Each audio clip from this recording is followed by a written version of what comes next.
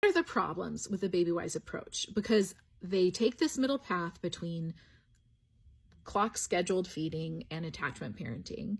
And they basically say parents should follow their baby's cues and feed by a pattern of feed the baby, keep the baby awake, put the baby down to sleep, which doesn't sound that remarkable, right? But that's like a lot of advice. You'll find a lot of places. Where do the problems come up? I think the problems come up in 3 specific areas. One is the expectations that are given to parents of how quickly an infant will sleep through the night. 4 weeks, 5 weeks, 6 weeks old. They're hinting at that. They're directly saying you can expect your baby to sleep through the night between 7 to 9 weeks. Secondly, this heavy emphasis on parent-directed feeding and sleeping. So saying it really is the parent's job to set this. Pair that with the expectations. Parents are going to say, I can expect this to happen. It's my job to ensure that happens. And that leads to the third problem, which is the way they tell parents to interpret the cues of the baby. And they identify crying as either acceptable crying or training crying.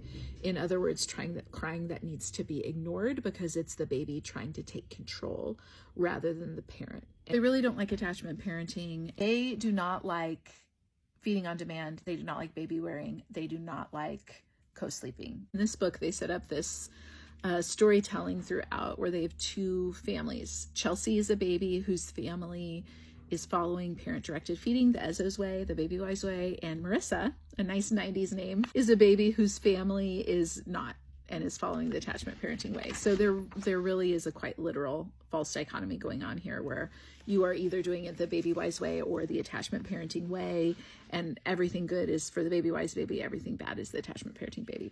Their solution, they title it PDF, Parent-Directed Feeding, which really relies on a very specific meaning behind interpret your infant's cues. There's a safety net in attachment parenting where if a baby's waking up, like maybe there's a risk of overfeeding if you're nursing on demand all the time, but the baby's going to be fed.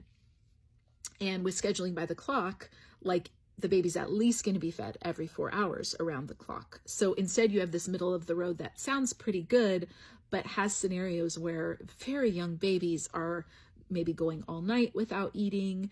They are maybe eating less during the day, and so it's leading to failure to thrive. Hi, I'm Marissa Franksburt, and along with my co-author, Kelsey Kramer McGinnis, we talk about this topic and more in our forthcoming book, The Myth of Good Christian Parenting, How False Promises Betrayed a Generation of Evangelical Families.